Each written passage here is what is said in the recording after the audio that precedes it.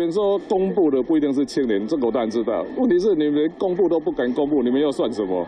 对自己的财产很有信心，柯文哲大呛对手，却被政论节目名嘴爆料财产不明，多出2000多万，太太陈佩琪气炸，贴文算给大家看。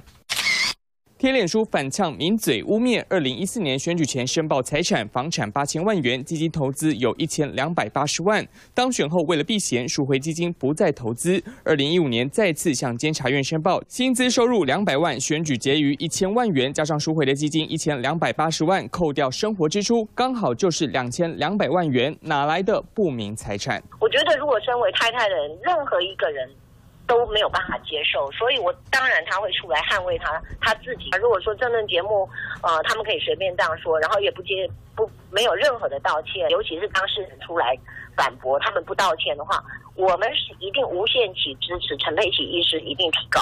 柯文哲有人出来打抱不平，批评名嘴随口说，当事人还得疲于奔命，自己证明清白。我们都不担心的，因为这钱都是陈佩琪在管的，我们家也没有什么额外的收入，都非常有信心的。那个我都有交代他一再 check。